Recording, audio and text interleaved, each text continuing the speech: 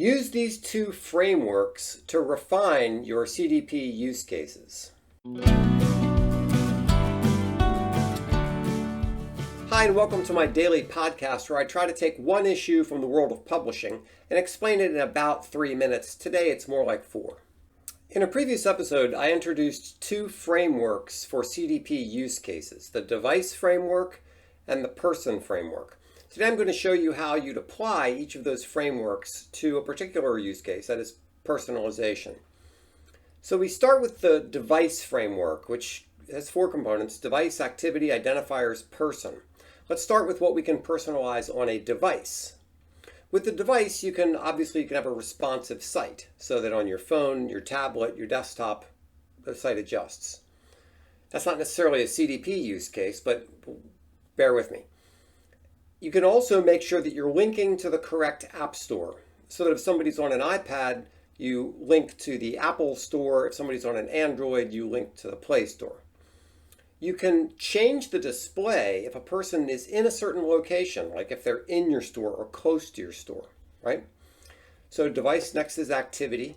You can look at pages visited, search terms, product views, and you can change navigation based on activity. So that would be a use case in the activity section of the device framework that you could do. Now with identifiers, you could look at things like, did they add a product to their cart? Now that does identify them to some extent, but it doesn't resolve down to a person, which is our final goal. Or did they come to your site from an email that you sent them, which if you tagged it properly, mostly resolves to a person. They could have posted it to social media or forwarded it, but it generally links to that person.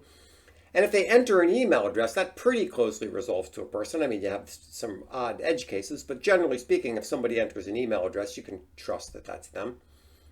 And then finally, with the person, you can show renewal or account information. So those are all different ways that you can personalize things based on different steps in the device framework. Now the next is the person framework. And here's where it gets very interesting because you have to look at things from a completely different perspective. Let's take a person like Joe, and let's say that Joe is my customer. I run Office Depot, and Joe is my customer. But Joe has 2 accounts. He has one for his home office, and he's also the office manager at work. So he has to keep those 2 accounts separate. Now, because of that, Joe also has multiple devices. He has a work phone, and he has a personal phone. He has a work computer, and he has a home computer. So I really don't want to resolve all these things down to a person in this case. He has different identifiers. He has a work email and he has 3 different personal emails. So Joe wants to maintain different personas with you. He wants to shop for the business and he wants to shop for his side hustle or what he does at home. So it's important. That's why it's important to look at this from both perspectives.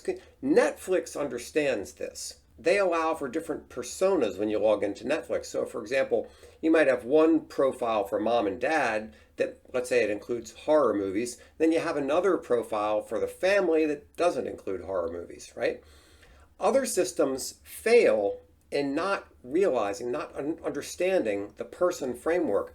For example, there are some services that I try to use for my clients where I'm using the same exact service for multiple clients. They require 2-factor authentication.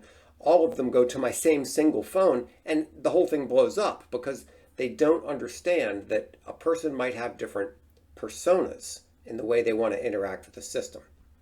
So that's how you would apply the 2 frameworks. That's a quick overview of how you would apply the device framework and the person framework to particular use cases. If you have any questions about that, give me a call. I'd love to chat about it with you. Thanks so much.